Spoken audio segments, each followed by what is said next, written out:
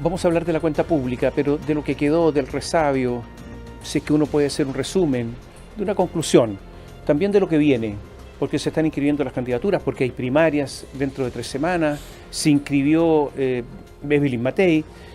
A ver qué pasa con la derecha y qué es lo que se viene para Chile. Estamos con Alberto Mayor, sociólogo, analista de la actualidad permanente, columnista en Bio Bio. Está con nosotros en viaje a Chile porque está residiendo en España. Hola, Alberto. ¿Qué tal, Tomás? Un gusto. Oye, me llamó la atención. Dime. Es que estábamos en la radio transmitiendo para Bio Bio TV, la cuenta pública, de repente te vimos, saludamos. Sí. ¿Qué estabas haciendo en la cuenta pública si tú podías encender un televisor Bio Bio TV y podrías haberla visto sin problemas? ¿Qué estabas haciendo la ahí? última cuenta pública del presidente Boric y me pareció que podía ser, justo había aterrizado el día antes y me habían invitado y dije, bueno, quizás va a ser una jornada entretenida, que van a pasar cosas. ¿En serio pensaste eso? ¿Que podía ser entretenido? Bueno, uno vive, está afuera y a veces se entretiene con pocas cosas. Y pensé que podía ser más entretenido, la verdad es que estuvo bien poco. ¿No te entretuviste? No, fue poco estimulante, sí. ¿Sí? Sí. ¿Cómo viste al presidente? Es que tú lo conoces bien. Sí, a ver, yo creo que él tuvo un discurso más bien que tenía como secciones incongruentes unas con otras. O sea, primero un reconocimiento de las necesidades de aprendizaje y luego con claridad el olvido de todo aprendizaje y luego no fue ni cuenta pública, no se comentó en realidad las obras relevantes ni nada, no se valoró suficientemente cuál era la discusión sobre el legado, no se hizo nada completo, digamos, se hizo de todo un poco, ¿no? Fue una especie de ensalada basada en mezclas, ¿no? Y sin mucho eje. Uno espera siempre en estas cosas un eje y a partir de eso el discurso central. No ocurrió eso. Vamos a hablar de los contenidos, pero ¿cómo viste la postura del presidente? ¿Ha cambiado, no?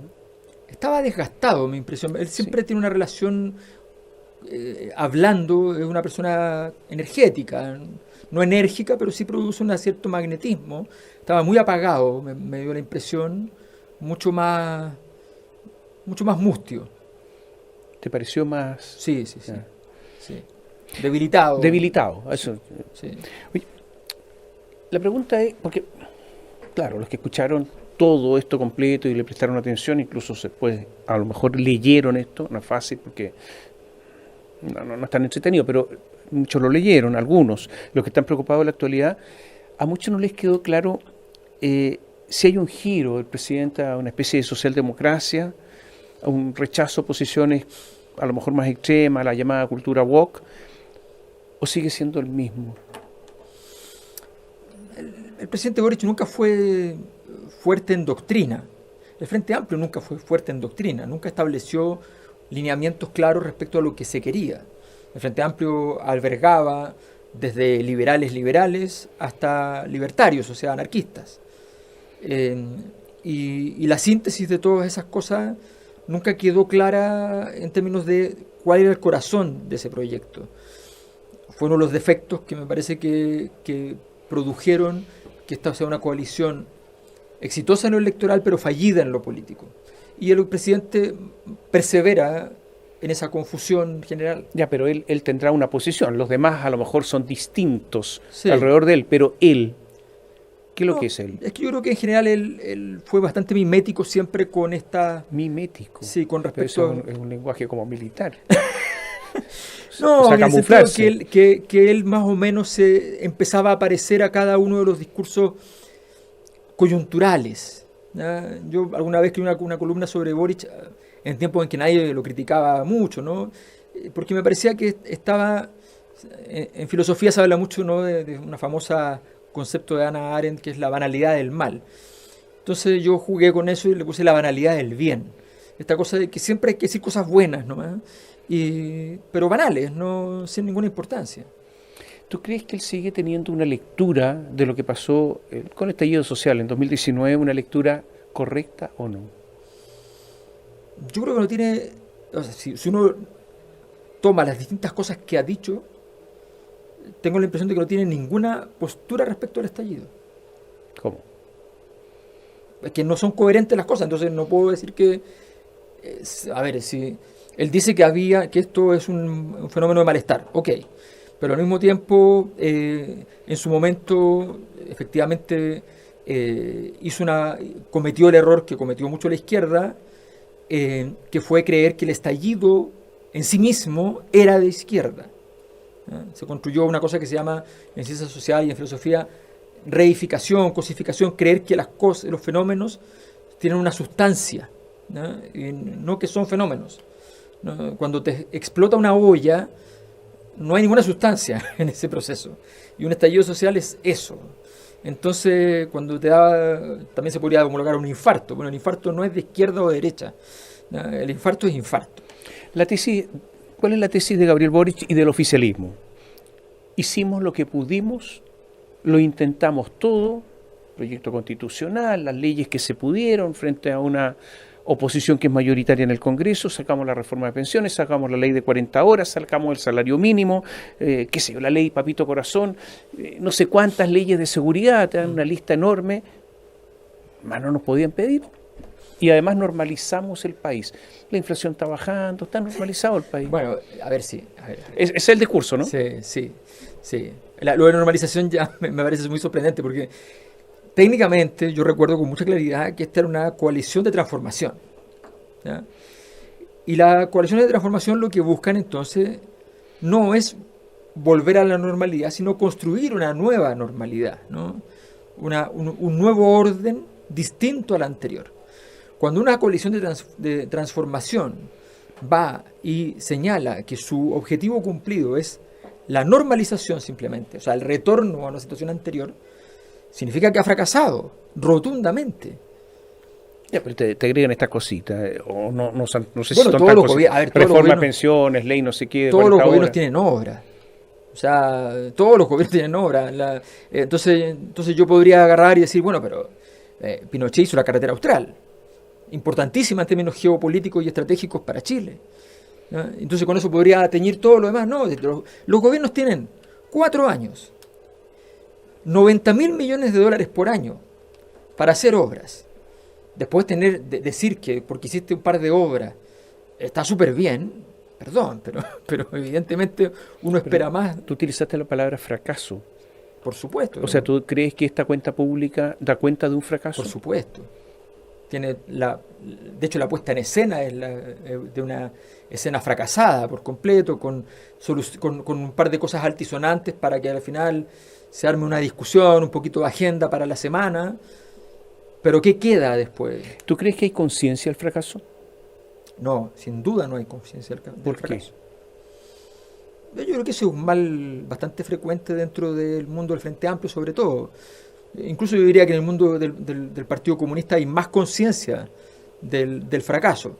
Nunca lo van a decir porque son muy ordenados, muy organizados, y recordemos que el partido que mejor defendió a Bachelet respecto a todas sus reformas y sus fallos y su fracaso, que también fracasó, fue el Partido Comunista, que lo defendió lejos el mejor de la defensa. Bueno, pero en este caso yo creo que el Frente Amplio sencillamente considera que no hay ningún fracaso, porque además ellos confunden mucho el éxito personal con el éxito del proyecto. Creen que porque a ellos les va bien, entonces le va bien al proyecto. ¿A ellos les va bien? Bueno, es evidente. A ver, pero ¿a qué te refieres? ¿Les va bien? ¿A un político le va bien cuando gana elecciones, cuando tiene más influencia, cuando es capaz de imponer una agenda? ¿Les va bien? Sí, claro, cuando ellos quisieron entrar a la élite y entraron a la élite por la puerta ancha, muy jóvenes. ¿Cuánto le costó, vamos a decirlo así, cuánto le costó a un político importante en los años 70, ¿ya?, llegar a ser ministro? ¿Cuánto le costó democráticamente, ¿ya? ¿Cuánto les costó? Les costó detenciones, les costó torturas en algunos casos, les costó muchas cosas. ¿A ellos cuánto les costó?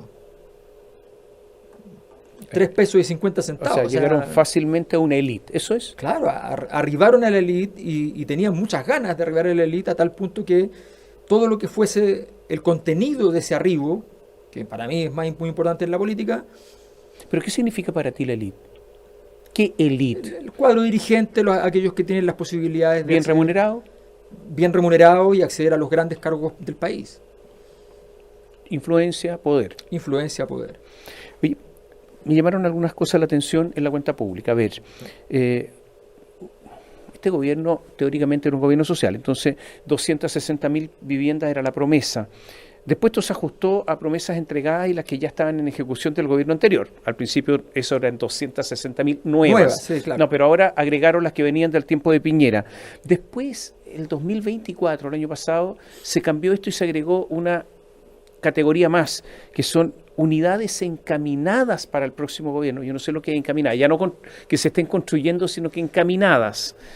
Y se habló poco de esto. Se habló nada de la reconstrucción del incendio enorme en Viña del Mar, en Quilpué, en Villa Alemana el año pasado. Nada. Ha habido muchas críticas al ministro Carlos Montes. Hay 96 casas construidas, muchas más en construcción, pero 96 solamente. Y hubo un silencio total. ¿Por qué? ¿Qué crees tú? En vez de decir cosas, por último decir, nos hemos demorado, pero la vamos a entregar. ¿Cuál es la lógica de todo esto? Digo esto porque es un tema que se ha discutido mucho y es muy social. Es que yo creo que el punto de fondo de la gran crítica que a mi juicio corresponde hacerle al gobierno es que es un gobierno con un extraordinario foco en sus problemas comunicacionales y nada más. Que lo hacen mal igual, pero ese es su foco.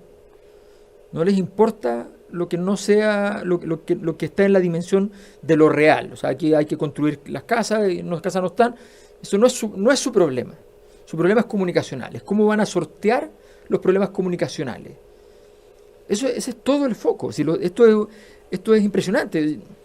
Mira, me tocaba en algún momento una persona que viajaba a Chile desde otro país, qué sé yo, y me decía, no, voy a tener un par de reuniones con gente del mundo Frente Amplio, qué sé yo. Entonces yo le decía, mira, ¿y por qué te llaman? No, porque voy a dar algunas ideas. Entonces le dije, mira, tú vas a dar una idea, van a publicarlo en redes sociales, la idea, y al día siguiente la idea va a estar muerta porque ya hicieron lo que tenían que hacer, que era hacer el tweet o hacer el reel de Instagram para... Entonces se rió, qué sé yo, bueno, sí, vamos a ver.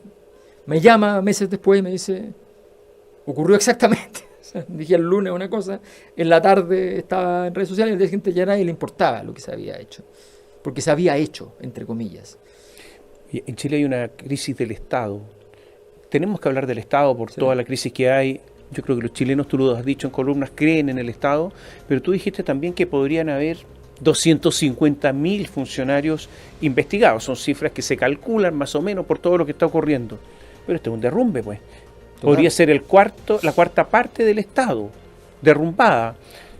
Vamos a hacer un alto porque te pido que contestes si que esto es factible, que haya esta caída en el Estado en Chile. Volvemos en un instante.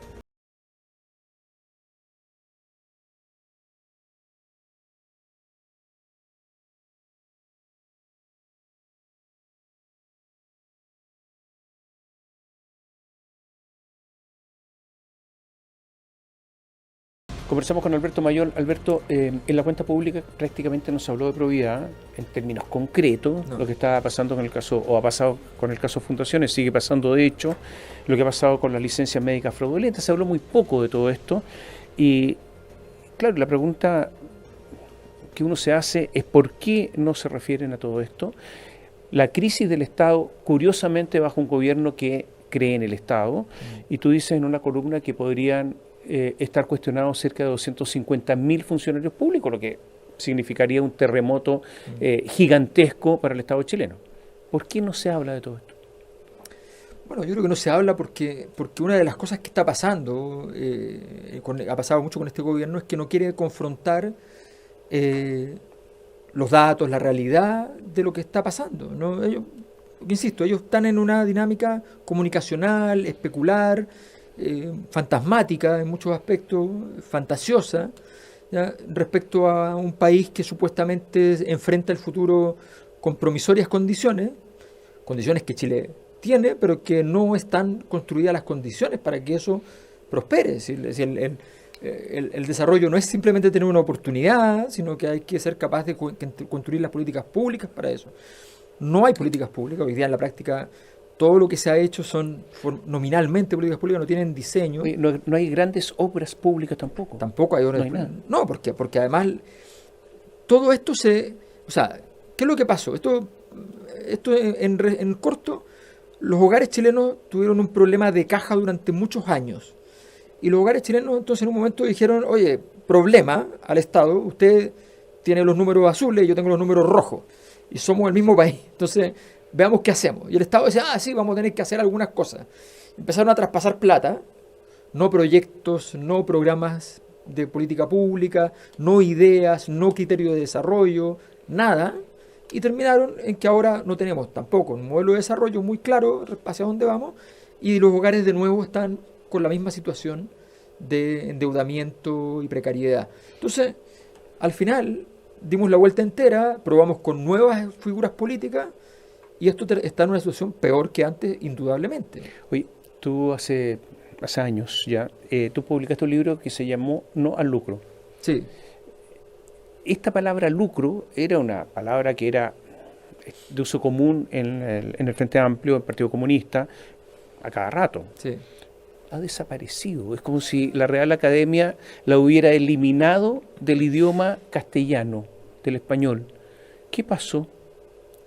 Que el lucro cambió de posición. ¿Cómo? El lucro, la definición del lucro que se produjo socialmente en ese instante era que ante una asimetría de poder por parte de aquellos grupos con más poder en Chile en ese instante, sobre todo los grupos económicos y políticos dominantes asociados al mundo de Sebastián Piñera, pongámoslo así, ese mundo entonces a través de la asimetría de poder ganaba más dinero, obtenía más dinero. Y a veces esos eran elementos indecorosos o a veces incluso estaban posiblemente reñidos con la ley. A eso los chilenos le llamaron en su momento lucro, y la crítica al lucro tenía que ver con eso. Pues bien, lo que estamos viendo hoy día con el tema de toda la forma en que apareció en el tema de las fundaciones, lo que apareció con las licencias, lo que apareció si tú tomas al Frente Amplio, a los dos grandes grupos de poder dentro del Frente Amplio, Revolución Democrática y Convergencia Social, y miras hacia abajo, en los dos casos emblemáticos del caso Fundaciones, están los dos completamente involucrando el corazón de esos dos proyectos. Entonces, cuando aparece la sospecha de que esa asimetría de poder se está transformando eventualmente en dinero para aquellos que denunciaron el lucro, bueno, ¿tú crees que el dinero los corrompió? Estoy seguro que el poder y el anhelo de poder desde antes, yo esta crítica la hice cuando estuve dentro del Frente Amplio, la hice desde dentro, no desde fuera, cuando debo decir que ni siquiera la derecha criticaba al Frente Amplio, ¿no? Ni siquiera la derecha. O sea, el único que había dicho era Bombalé en un programa de televisión. Entonces, en ese momento yo vi que estaba ocurriendo ya una corrupción en términos de los contenidos y del mensaje que se había dado. Y luego hay una corrupción efectivamente por el arribo al poder que se manifiesta en esta borrachera de la Convención Constitucional, donde no se dan cuenta, no son capaces de darse cuenta nunca que van a perder. Que a mí me llamaban los asesores de los convencionales y me decían: Alberto, esto es una locura, no entienden mi jefe, ¿ya? No quieren escuchar. Entonces, insistían hasta el último día que iban a ganar fácilmente, qué sé yo. Y después ahora lo vemos con esto de los sueldos que no se cumplió, lo que dijo el presidente, de que los sueldos no tenían que superar ciertos rangos, todo eso. O sea, me parece que eso es bastante evidente. Oye, hay un caso que es la esposa del hermano del presidente, Simón Boric, que trabaja en la Universidad de Chile. Pero ella estaba trabajando en el corazón de la moneda, en la SECOM, a propósito, en la parte comunicacional de la moneda. Sí. Ella tuvo que renunciar por el caso de licencias médicas fraudulentas. Ella recibió una renta bruta de 2,5 millones, estaba contratada en la escala grado 8 de la escala funcionaria hasta noviembre de 2021, cuando subió de la 8 a la 6 grado. Y resulta que posteriormente, en abril de 2025, último mes, registrado en transparencia, aparece recibiendo un sueldo bruto de más de 4 millones de pesos, que contempla un bono de 845 millones. Y según la página de transparencia, quienes tienen grado 6 y sueldos de estas cifras son jefaturas, como jefa de adquisiciones, como jefa de departamento creativo, los jefes. Pero ella no era jefe, ella estaba a cargo de hacer resúmenes de prensa, del monitoreo de los medios. Y los que están en ese nivel tienen grado 12, grado 13, con la mitad de ese sueldo. A ver, yo tengo la impresión, si uno mira todo el cuadro del poder, las conversaciones que han salido del presidente, todo ese tipo de cosas, uno ve una red particularmente articulada. O sea, las élites son élites y siempre tienen una red muy fuerte. Pero yo creo que vale la pena hacer el ejercicio si uno lo hace con el gobierno de Sebastián Piñera y sus funcionarios, con el gobierno de Michelle Bachelet y sus funcionarios, y con el gobierno de Gabriel Boric y sus funcionarios. Yo creo que sin duda, en el caso del presidente Boric, sin duda no va a estar menos elitizado el proceso que en los otros gobiernos tan criticados. Y tengo incluso la impresión de que podría ser que la articulación y el grupo pequeño asociado al mundo frente amplista puede ser aún más cerrado. Con todo lo que está pasando en las primarias del oficialismo, ¿quién gana? ¿Quién gana con todo esto? ¿Janet Jara? Yo creo que sin duda ella tiene un camino con muchas posibilidades de crecimiento. La candidatura de Toá tiene un diseño que no tiene nada que ver con la realidad de los votantes. ¿Cómo sí? Yo he investigado mucho y ese es un mundo, el mundo del centro político es la parte más interesante del sistema. En primer lugar, la gente que es concertacionista, que valora mucho la concertación, votan más por Matei que por Toá. Entonces, cuando tú sales con los nombres de la gente de la concertación, esa gente ya dice, no, a mí no me parece que representa mejor esta otra persona, ¿no? Luego, cuando tú vas a aquellos que tienen una crítica radical a las élites en ese mundo, que de alguna manera pertenecen a los mismos valores, pero están en contra de esas élites, bueno, naturalmente las élites concertacionistas no les gustan nada, porque son los que ellos sienten que traicionaron su mensaje. Y esos votantes se están moviendo hace rato, buscando un lugar en el mundo, y han votado para todas partes, y por lo único que no han votado ha sido por la gente de la concertación. Ahora, Toá tiene una ventaja respecto al resto que es muy simple. Si no hay demasiada discusión política, Toá puede ganar porque ella fue el cargo más alto vinculado al presidente Boric y por tanto es el oficialismo como tal. Pero si esa discusión logra llegar a un cierto nivel de profundidad y la gente le pone atención, perfectamente podría ya empezar a ver otras alternativas. Janet Jara viene subiendo y yo creo que tiene... Pero quedan 3 semanas para la primaria. ¿Janet Jara alcanza a Toá? De momento depende bastante de la cantidad de votos que haya, si es más grande, más... Si tú tuvieras que apostar, ¿apuestas hoy por Toá? Hoy día apuesto por Toá, pero depende mucho de lo que pase. La franja es mucho más importante de lo que parece. Una franja televisiva tiene 40 o 45 puntos de sintonía. Y ahí está la información y son 15 días, o sea, no es broma. Entonces yo creo que ahí se va a jugar bastante y yo no sé qué mensaje puede construir Carolina Toá.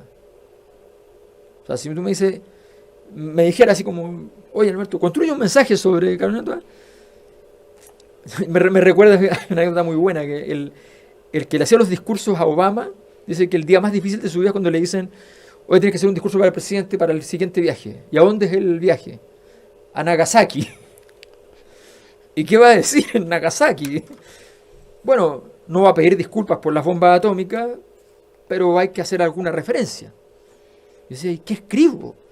De un presidente de Estados Unidos yendo a Nagasaki donde tiramos una bomba atómica. Bueno, es más o menos tan difícil como eso. Es el mismo problema. ¿Todos pierden con Matei? ¿Todos estos candidatos Todos pierden con Matei hoy día, sí. De hecho, Carolina Toá está perdiendo por 8 puntos. No 8 puntos en total, por 8 puntos reales, o sea, 58-42. en segunda vuelta. Es una cosa sorprendente. ¿Matei le gana a Kast y a Kaiser? Les está ganando, viene ganando hace mucho rato estabilizado en eso, pero en este momento Kast está cerca, 3, 4 puntos. En su momento Kaiser estuvo cerca, 3, 4 puntos. En una alternativa Kast-Toa, ¿quién gana? Hoy día sería prácticamente empate con más probabilidad de Kast. Ya, pero ahí ya es competitivo el oficialismo. Ya es competitivo. Sí, ya es competitivo. Y ese escenario es posible. Ese escenario es posible. Ese escenario es posible, sin duda. Ya, todo se va a resolver entonces en los próximos días de la primaria, porque evidentemente que Jara Kast, ¿quién gana? No, ahí gana Kast, tranquilamente, sí. Sí, sí. Ya, por lo tanto, la alternativa es que gane Toa para el oficialismo La alternativa es que gane Toa para el oficialismo. y que Kast pase a segunda vuelta. Y que Kast pase a segunda vuelta. Por eso los ataques que hacen desde el oficialismo muy fuertes a Matei, tratando de emplazarla, que salga al ruedo, porque esa es la idea de desgaste, básicamente. Gracias, Alberto. Muchas gracias. Y a ustedes, muchas gracias. Gracias por seguirnos.